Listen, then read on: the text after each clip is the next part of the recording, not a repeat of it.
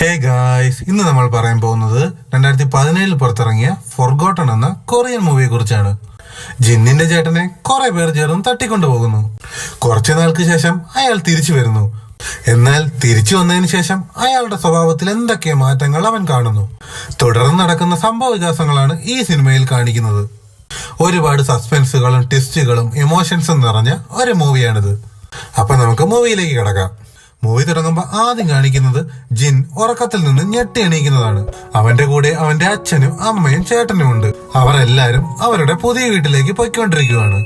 പുതിയ വീട് കണ്ടതും ജിൻ അവന്റെ ചേട്ടനോട് പറയും, ഈ വീട് ഞാൻ എവിടെയോ കണ്ടിട്ടുണ്ടെന്ന്.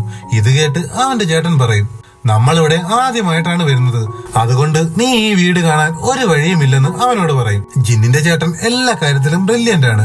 അവന്റെ ചേട്ടന് ആകെയുള്ള ഒരു പ്രശ്നമെന്ന് പറയുന്നത് അയാളുടെ ഇടത്തെ കാലിന് ചെറിയൊരു പ്രശ്നമുണ്ട്.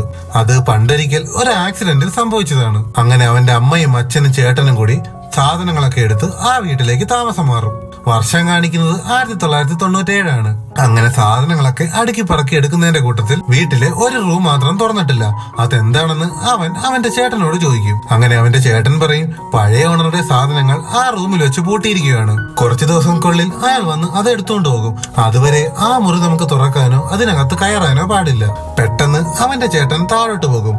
അതേസമയം അവിടെ സാധനങ്ങളൊക്കെ പറക്കിക്കൊണ്ടിരുന്ന ജോലിക്കാരൻ വന്ന് അവനോട് ചോദിക്കും, ഇപ്പോൾ താഴോട്ട് പോയത് ശരിക്കും നിങ്ങളുടെ ചേട്ടൻ തന്നെയാണോ? അപ്പൊ അവൻ ചോദിക്കും, എന്തു പറ്റി, എന്താ അങ്ങനെ ചോദിച്ചത്, ഞങ്ങളെ കാണാൻ ഒരുപോലെ ഇല്ലേ? അപ്പോഴേക്കും ഇതെല്ലാം കേട്ടോണ്ട് അവന്റെ ചേട്ടൻ മുകളിലേക്ക് വരും. എന്നിട്ട് അയാളോട് പറയും, താഴെ കുറച്ച് സാധനങ്ങൾ എടുത്തു വെക്കാനുണ്ട്, നിങ്ങൾ അങ്ങോട്ട് പോകുമെന്ന് പറഞ്ഞ് അയാളെ അങ്ങോട്ട് പറഞ്ഞു വിടും. അന്ന് രാത്രി അവരെല്ലാരും കൂടി ഇരുന്ന് ഫുഡ് കഴിച്ചുകൊണ്ടിരിക്കുമ്പോൾ അവന്റെ അച്ഛൻ അവർ രണ്ടുപേരോടും പറയും, നിങ്ങൾ ഒരു കാരണവശാലും ആ മുറി തുറക്കരുത്, അതിൽ മുഴുവൻ അയാളുടെ സാധനങ്ങളാണ്. അയാൾ ഉടനെ തന്നെ അത് എടുത്തുകൊണ്ട് പോകും. അതുവരെ നിങ്ങൾ ആ മുറിയിൽ കയറാനോ അത് തുറക്കാനോ പാടില്ലെന്ന് അവർ രണ്ടുപേരോടും പറയും. എന്നിട്ട് അവന്റെ അച്ഛൻ അവനോട് ചോദിക്കും, നീ മരുന്നൊക്കെ കറക്റ്റ് ആയിട്ട് കഴിക്കുന്നുണ്ടോ എന്ന്. അവൻ കഴിക്കുന്നുണ്ടെന്ന് പറയും.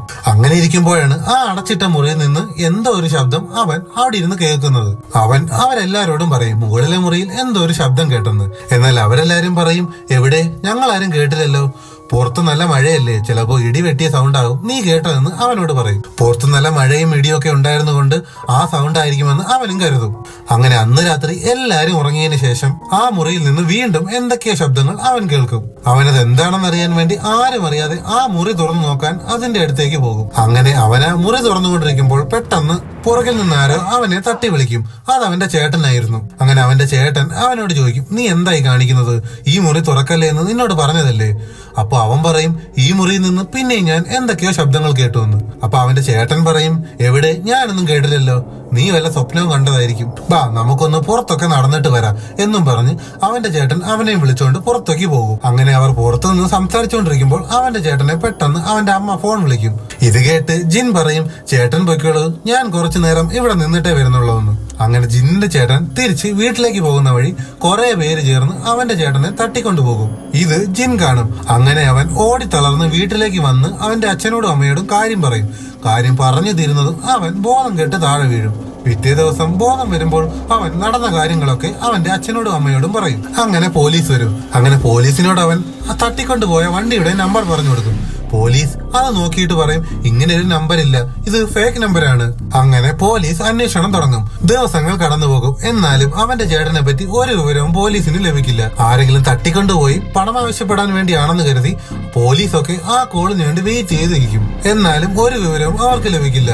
അങ്ങനെ ദിവസങ്ങൾ കടന്നുപോകും. അങ്ങനെ ഒരു ദിവസം രാത്രി അവൻ ഉറങ്ങാൻ കിടക്കുമ്പോൾ ആ അടച്ചിട്ട മുറിയിൽ നിന്ന് പിന്നെയും എന്തൊക്കെ ശബ്ദങ്ങൾ അവൻ കേൾക്കും. അവൻ പയ്യെ എണീറ്റ് നോക്കുമ്പോൾ ആരോ ആ മുറി തുറന്ന് പുറത്തേക്ക് ഇറങ്ങി അവന്റെ അടുത്തേക്ക് വരുന്നതായി അവന് തോന്നും. ഇത് കണ്ട് അവൻ പേടിച്ച് പുതപ്പൊക്കെ തലയിലൂടെ ഇട്ട് പേടിച്ച് വിരണ്ട് ആ പുതപ്പിനിടയിൽ കിടക്കും. കുറച്ചു നേരം അങ്ങനെ കിടന്നതിന് ശേഷം പുറത്ത് ശബ്ദമൊന്നും ഇല്ലാതെയാകുമ്പോൾ അവൻ പയ്യെ പുതപ്പ് മാറ്റി പുറത്തേക്ക് നോക്കും. അതവൻ സ്വപ്നം കണ്ടതായിരുന്നു.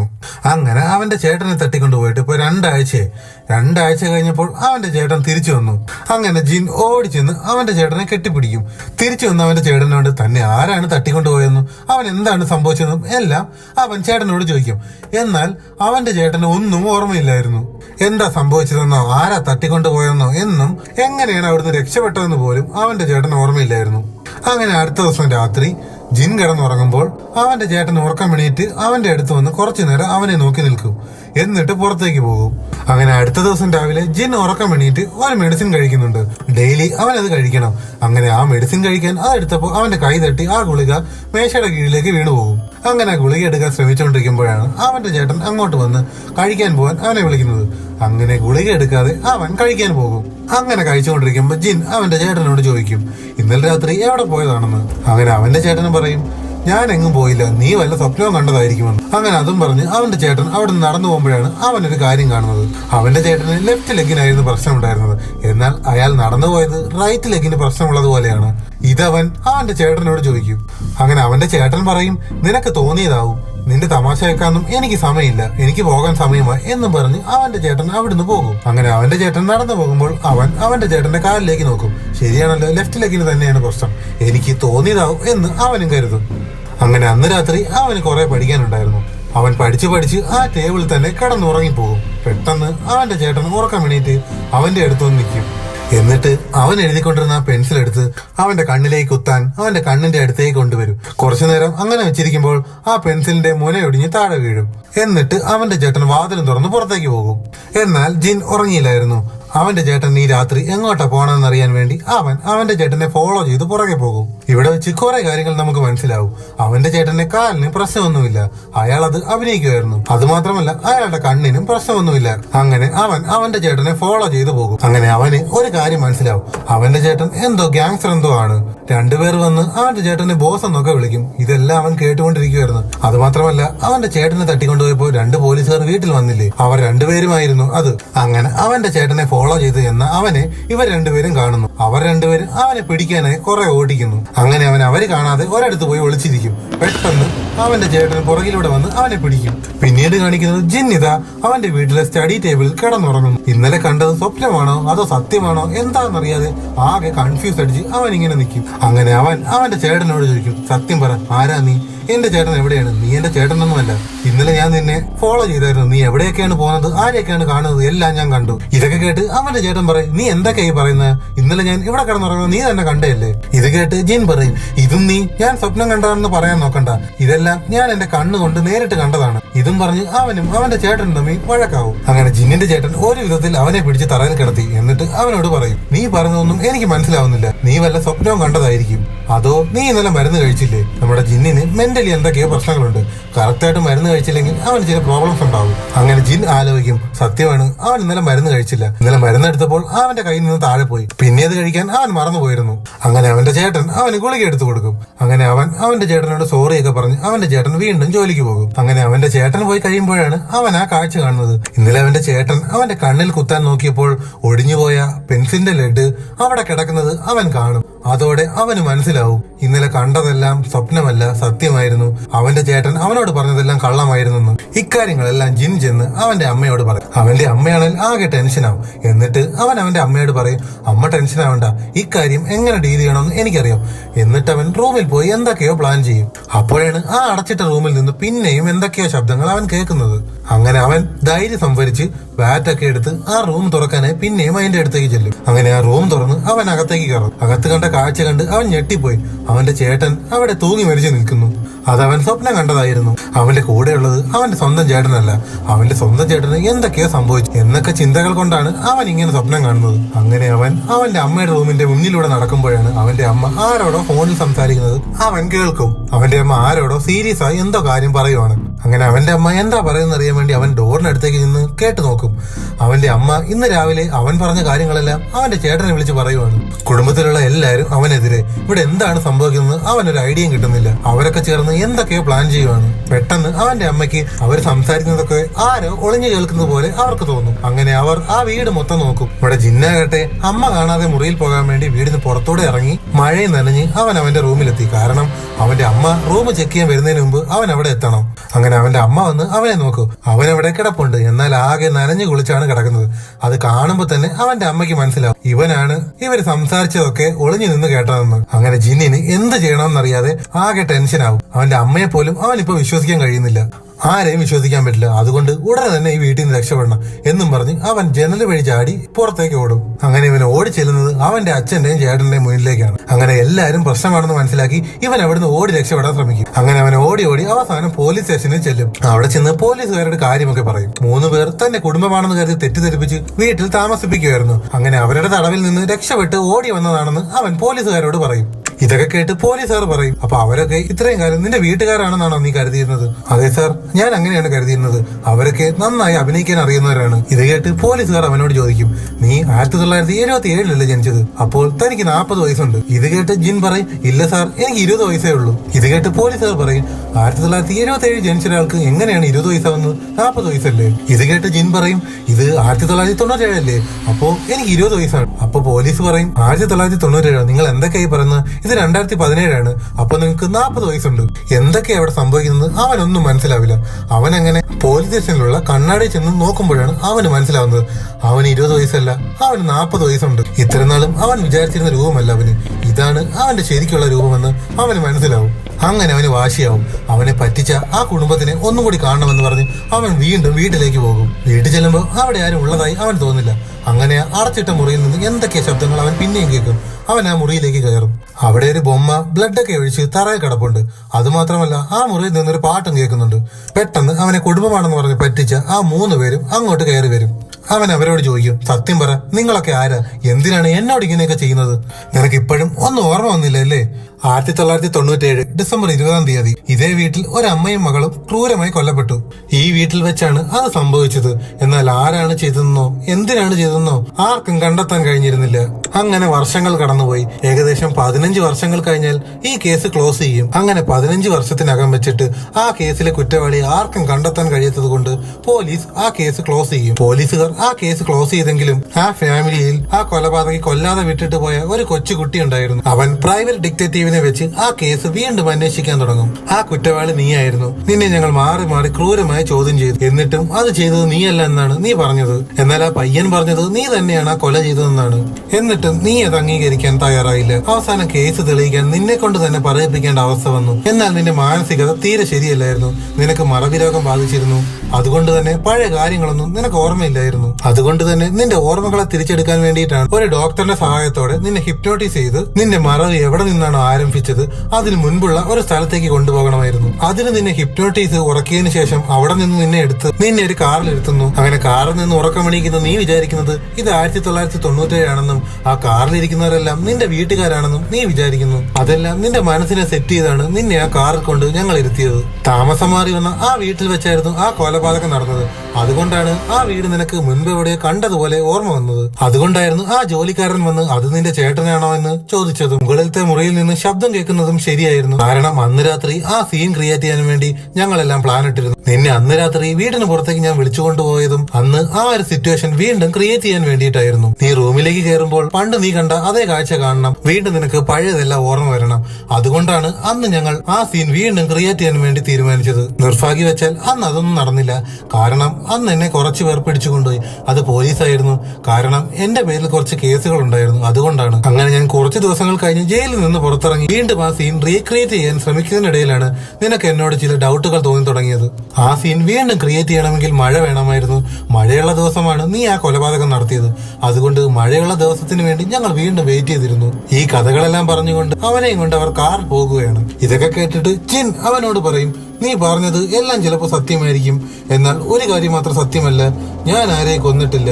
എനിക്കാരെ കൊല്ലാനും സാധിക്കില്ല. ഇതും പറഞ്ഞ് അവൻ കാറിൽ നിന്നെടുത്ത് പുറത്തേക്ക് ചാടും.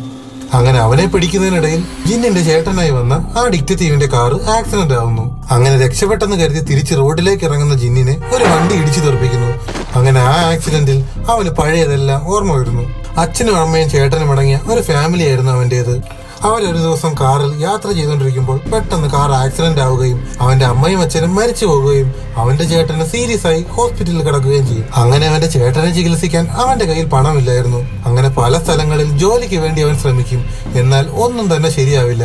അങ്ങനെ അവൻ എന്ത് ജോലിയും ചെയ്യാൻ തയ്യാറാണെന്നും പറഞ്ഞ് ഇന്റർനെറ്റിൽ പോസ്റ്റ് ചെയ്യും. അങ്ങനെ ഒരാൾ അവനെ കോണ്ടാക്ട് ചെയ്യും. അങ്ങനെ അയാൾ അവനോട് പറയും, ഞാനൊരു അഡ്രസ് പറഞ്ഞു തരും, ആ വീട്ടിൽ പോയി നീ ആ വീട്ടിലുള്ള സ്ത്രീയെ കൊല്ലണം. ആ വീട്ടിൽ വേറെ 2 കുട്ടികളുണ്ട്, ആ കുട്ടികളെ ഒന്നും ചെയ്യാനേ പാടില്ല, സ്ത്രീയെ മാത്രം കൊല്ലണം. അങ്ങനെ ചെയ്താൽ നിനക്ക് ഞാൻ പണം തരാമെന്ന് അയാൾ പറയും. അങ്ങനെ മനസ്സില്ല മനസ്സോടെ അവൻ അത് ഏറ്റെടുക്കും. അങ്ങനെ ആ സ്ത്രീയെ കൊല്ലാൻ വേണ്ടി അവൻ ആ വീട്ടിൽ ചെല്ലും. ആ വീട്ടിൽ ചെല്ലുമ്പോൾ അവൻ കണ്ട കാഴ്ച ആ സ്ത്രീ അവരുടെ മകനെ ഉറക്കുന്നതായിരുന്നു. അങ്ങനെ അത് കണ്ട് അവൻ മനസ്സിൽ കരുതും, എന്നെ കൊണ്ട് ആരെയും കൊല്ലാൻ സാധിക്കില്ല എന്നും പറഞ്ഞ് അവൻ തിരിച്ചു നടക്കും. തിരിച്ചു നടക്കുമ്പോൾ ആ സ്ത്രീ അവനെ കാണും. അവർ അവന്റെ കയ്യിലിരിക്കുന്ന കത്തി കണ്ട് ഉറക്കം നിലവിളിക്കാൻ തുടങ്ങും. അവൻ പറയും, നിങ്ങൾ പേടിക്കണ്ട, നിങ്ങൾ നിലവിളിക്കാതിരിക്കൂ, ഞാൻ ഉടനെ തന്നെ പൊക്കോളാം. അങ്ങനെ അവർ നിലവിളിയൊക്കെ നിർത്തി നോർമലായി നിൽക്കുമ്പോഴാണ് മുകളിലത്തെ മുറിയിൽ നിന്ന് അവരുടെ മകൾ താഴേക്ക് ഇറങ്ങി വരുന്നത്. അങ്ങനെ അവന്റെ കയ്യിലെ കത്തി കണ്ട് ആ പെൺകുട്ടി ഉറക്കം നിലവിളിക്കാൻ തുടങ്ങും. നിലവിളിക്കരുത് എന്നും പറഞ്ഞ് അവൻ ആ പെൺകുട്ടിയുടെ അടുത്തേക്ക് നീങ്ങും. ഇത് കണ്ട് ആ സ്ത്രീ വിചാരിക്കും അവൻ അവളെ കൊല്ലാൻ പോകും. അങ്ങനെ ആ സ്ത്രീ അവനെ തടയാൻ ശ്രമിക്കും. അങ്ങനെ അവൻ ആ സ്ത്രീയെ തള്ളിക്കളഞ്ഞ് ആ പെൺകുട്ടിയുടെ അടുത്തേക്ക് പോകും. അങ്ങനെ അവിടെ വെച്ച് ആ പിടിവലിക്കിടയിൽ ആ പെൺകുട്ടിക്ക് കുത്തേറ്റ് അവൾ മരിക്കുന്നു. ഇത് കണ്ടുകൊണ്ട് ആ കുട്ടിയുടെ അമ്മ മുകളിലേക്ക് വരുന്നു. അവർ നിലവിളിക്കാൻ തുടങ്ങുന്നു. അങ്ങനെ ആ നിലവിളി കേട്ട് അവൻ അവരെയും കൊല്ലുന്നു. അങ്ങനെ മനഃപൂർവ്വം അല്ലാഞ്ഞിട്ട് പോലും അവൻ 2 പേരെ കൊല്ലുന്നു. അങ്ങനെ ആകെ തകർന്ന് അവൻ താഴോട്ട് വരുമ്പോഴാണ് അവൻ ആ ഫാമിലി ഫോട്ടോ കാണുന്നത്. അത് അവനെ ചേട്ടനെ ചികിത്സിക്കുന്ന ഡോക്ടറുടെ ഫാമിലി ആയിരുന്നു. അയാൾ തന്നെയാണ് അയാളുടെ ഭാര്യയെ കൊല്ലാനായി തനിക്ക് കൊട്ടേഷൻ തന്നതെന്ന് അവന് മനസ്സിലാകുന്നു. പെട്ടെന്ന് അവിടെ അകത്ത് ഉറങ്ങിക്കിടന്ന ഒരു കൊച്ചുകുട്ടി അവന്റെ അടുത്തേക്ക് വരുന്നു. എന്നിട്ട് അവനോട് അവന്റെ അമ്മയും അച്ഛനും എവിടെയെന്ന് ചോദിക്കുന്നു. അവൻ പറയും 1 മുതൽ 100 വരെ എണ്ണിയാതി, അപ്പോഴേക്കും അച്ഛനും അമ്മയും വരുമെന്ന് അവൻ ആ കുട്ടിയോട് പറഞ്ഞിട്ട് അവിടെ നിന്ന് പോകുന്നു. കൊച്ചുകുട്ടിയല്ലേ, അതുകൊണ്ട് അവൻ പറഞ്ഞതെല്ലാം ആ കുട്ടി അതേപടി അനുസരിക്കും. കുറച്ചു കഴിഞ്ഞ് ആ കുട്ടി തന്റെ അച്ഛനായ ഡോക്ടറെ വിളിച്ചു പറയും, ഇവിടെ ഒരു അങ്കിൾ വന്നിരുന്നു, അമ്മയും ചേച്ചിയും രക്തത്തിൽ കുളിച്ചു കിടക്കുന്നു. 1 മുതൽ 100 വരെ എണ്ണിയാൽ അച്ഛൻ വരുമെന്ന് പറഞ്ഞാണ് ആ അങ്കിൾ പോയത്. എന്നിട്ട് ആരും വന്നില്ല, അച്ഛൻ എവിടെയാണ്, പെട്ടെന്ന് വീട്ടിലേക്ക് വരൂ എന്ന് ആ കുട്ടി ഫോൺ വിളിച്ച് അയാളോട് പറയും. ഇത് കേട്ട് ഡോക്ടർ ഞെട്ടുന്നു. കാരണം മകളെ കൊല്ലരുതെന്ന് അയാളോട് പറഞ്ഞതാണ്. എന്നിട്ടും അയാൾ എന്തിനാണ് എന്റെ മകളെ കൊന്നതെന്ന് കരുതി അയാൾ തിരിഞ്ഞു നോക്കുമ്പോഴേക്കും ജിൻ അവിടെ നിൽപ്പുണ്ടായിരുന്നു. അവൻ ഡോക്ടറോട് ചോദിക്കും, നിങ്ങൾ എന്തിനാണ് നിങ്ങളുടെ വൈഫിനെ കൊല്ലാൻ എനിക്ക് കൊട്ടേഷൻ തന്നത്? അപ്പോൾ ഡോക്ടർ അവനോട് പറയും, എനിക്ക് കുറെ കടബാധ്യതകളുണ്ട്, അതൊക്കെ തീർത്താലേ എന്റെ മക്കൾക്ക് ഒരു നല്ല ഫ്യൂച്ചർ ഉണ്ടാകൂ. അതുകൊണ്ട് ഞാൻ കുറച്ച് മാസങ്ങൾക്ക് മുമ്പ് എന്റെ വൈഫിന്റെ പേരിൽ ഒരു ഇൻഷുറൻസ് എടുത്തിരുന്നു. അതുകൊണ്ട് അവൾ മരിച്ചാൽ ആ പണം എനിക്ക് കിട്ടും. അതുകൊണ്ട് എന്റെ മക്കളെ എനിക്ക് നന്നായിട്ട് വളർത്താൻ സാധിക്കും. അതിനു വേണ്ടിയിട്ടാണ് അവളെ മാത്രം കൊല്ലാൻ നിന്നെ ഞാൻ ഏൽപ്പിച്ചത്. എന്നിട്ട് നീ എന്തിനാണ് എന്റെ മകളെ കൊന്നത്? എന്റെ കയ്യിൽ നിന്ന് അറിയാതെ പറ്റിയതാണെന്ന് അവൻ പറയുന്നുണ്ട്. എങ്കിലും അയാൾ അതൊന്നും കേൾക്കാതെ അവനെ കൊല്ലാൻ ശ്രമിക്കും. എന്നാൽ അവനെ കൊല്ലാൻ ശ്രമിക്കുന്നതിനിടയിൽ അയാൾ കാല് തെറ്റി ആ ടെറസിന്റെ മുകളിൽ നിന്ന് താഴെ വീണ് മരിക്കുന്നു. ഇതൊക്കെയായിരുന്നു അന്ന് സംഭവിച്ചത്. ജിൻ ഹോസ്പിറ്റലിൽ നിന്ന് എണീക്കുമ്പോൾ അവനല്ല ചെയ്തത് എന്ന് പറഞ്ഞുകൊണ്ടിരുന്ന ആ കൊലപാതകം അവൻ തന്നെയാണ് ചെയ്തതെന്ന് അവന് മനസ്സിലാകുന്നു. ആ സമയം അവന്റെ ചേട്ടനാണെന്ന് പറഞ്ഞ് ആ ഡിറ്റക്റ്റീവ് വന്ന് ഇനി നിന്നോട് കൂടുതൽ ചോദ്യങ്ങൾ ചോദിക്കുന്നില്ല എന്ന് പറഞ്ഞ് അവന്റെ കയ്യിലുണ്ടായിരുന്ന പോയിസൺ അവന്റെ ദേഹത്തേക്ക് ഇഞ്ചക്ട് ചെയ്യാൻ ശ്രമിക്കുന്നു. അപ്പോഴേക്കും ജിൻ പറയും, 20 വർഷങ്ങൾക്ക് മുമ്പ് എന്റെ കൈകൊണ്ട് അബദ്ധത്തിൽ 2 കൊലപാതകം നടന്നിട്ടുണ്ട്. അതുകൊണ്ട് നീ ആ ഫാമിലിയോട് ഞാൻ ക്ഷമ ചോദിച്ചു എന്ന് പറയണം. ഇത് കേട്ട് അവൻ ചോദിക്കും, നീ എന്തിനു വേണ്ടിയാണ്, ആർക്ക് വേണ്ടിയാണ് ഇതൊക്കെ ചെയ്തതെന്ന്? ആ സ്ത്രീയുടെ ഹസ്ബൻഡാണോ നിന്നെ കൊണ്ട് ഇതൊക്കെ ചെയ്യിപ്പിച്ചത്? കാരണം അവർ മരിക്കുന്നതിന് കുറച്ച് മാസം മുമ്പ് അയാൾ അവരുടെ വൈഫിന്റെ പേരിൽ ഒരു ഇൻഷുറൻസ് എടുത്തിരുന്നു. അതിനുശേഷമാണ് ഈ കൊലപാതകം നടക്കുന്നത്. അവരുടെ ഫാമിലിക്ക് ആ കൊലപാതകം ആരാ ചെയ്തെന്ന് അറിയാനുള്ള അവകാശമുണ്ട്. ആ കൊച്ചുകുട്ടിക്ക് അവകാശമുണ്ട് അത് ആരാണ് തന്റെ അമ്മയും ചേച്ചിയും കൊന്നതെന്നറിയാൻ. അച്ഛനും അമ്മയും തിരിച്ചു വരുമെന്ന് കരുതിയിരുന്ന ആ കൊച്ചുകുട്ടി ഒറ്റയ്ക്കായി. അവന്റെ ജീവിതത്തിലെ എല്ലാ സന്തോഷങ്ങളും അതോടെ ഇല്ലാതായി. അവൻ അനാഥനായി. കുടുംബക്കാരെല്ലാം സ്വത്തെല്ലാം കൈക്കലാക്കിയ ശേഷം അവനെ ഒരു അനാഥാലയത്തിലാക്കി. 1 മുതൽ 100 വരെ എണ്ണിക്കഴിഞ്ഞാൽ എന്റെ അച്ഛനും അമ്മയും വരുമെന്നല്ലേ നീ പറഞ്ഞത്? എന്നിട്ട് നീ അവരെ എല്ലാരെയും കൊന്നു. ഇത് കേട്ട് അവൻ ഞെട്ടിത്തരിക്കുന്നു. കാരണം അന്ന് അവൻ കൊല്ലാതെ വിട്ടുപോയ ആ കൊച്ചുകുട്ടിയാണ് അവന്റെ മുന്നിൽ ഈ നിൽക്കുന്നത്. അവൻ അയാളോട് കുറെ സോറി പറയുന്നു. എന്നിട്ട് അവൻ അവസാനമായി അവനോടൊരു ചോദ്യം ചോദിക്കുന്നു, സത്യം പറ, നിനക്ക് ആ കൊട്ടേഷൻ തന്നത് എന്റെ അച്ഛൻ തന്നെയാണോ? അങ്ങനെ അവൻ ഒരു നിമിഷം ആലോചിക്കുന്നു. കാരണം ജീവിതത്തിൽ ഒരുപാട് സങ്കടങ്ങളിലൂടെ കടന്നുപോയ ഒരാളാണ് ഇവൻ. ഇവന്റെ അടുത്ത് ഇവന്റെ അച്ഛൻ തന്നെയാണ് ഇവന്റെ അമ്മയെ കൊല്ലാൻ കൊട്ടേഷൻ തന്നതെന്ന് അറിഞ്ഞാൽ ഇവൻ ഇനിയും തകർന്നു പോകും. അത് മനസ്സിലാക്കി ജിൻ അവനോട് കള്ളം പറയും, അല്ല, നിന്റെ അച്ഛനല്ല എന്നെ കൊല്ലാൻ ഏൽപ്പിച്ചത്, എല്ലാം ഞാൻ തനിയെ ചെയ്തതാണ്. എന്നാൽ ഇവൻ പറഞ്ഞത് കള്ളമാണെന്ന് അയാൾക്ക് മനസ്സിലാകും. തന്റെ അച്ഛൻ തന്നെയാണ് തന്റെ അമ്മയെ കൊല്ലാൻ കൊട്ടേഷൻ കൊടുത്തതെന്ന് അയാൾക്ക് മനസ്സിലാകും. അവനാകെ തകർന്ന് ജിന്നിനെ കൊല്ലാൻ കൊണ്ടുവന്ന ആ സിറിഞ്ച് അവിടെ വെച്ചിട്ട് അയാൾ പുറത്തേക്ക് നടന്നു പോകും. താൻ കാരണം ഇല്ലാതായ ഒരു ഫാമിലിയെ ഓർത്ത് സങ്കടം സഹിക്ക വയ്യാതെ അവൻ ആ സിറിഞ്ച് എടുത്ത് കുത്തി സ്വയം ആത്മഹത്യ ചെയ്യും. ഇതേ സമയം ഹോസ്പിറ്റലിൽ നിന്ന് താഴേക്ക് ചാടി അവനും ആത്മഹത്യ ചെയ്യുന്നു. അങ്ങനെ 2 പേരും മരിച്ചു. അതോടെ മൂവി അവസാനിക്കുന്നു. സിനിമ എല്ലാവർക്കും ഇഷ്ടപ്പെട്ടെന്ന് കരുതുന്നു. ഇതുപോലെ വ്യത്യസ്തമായ മൂവികൾ കാണാനായി ചാനൽ സബ്സ്ക്രൈബ് ചെയ്യുക.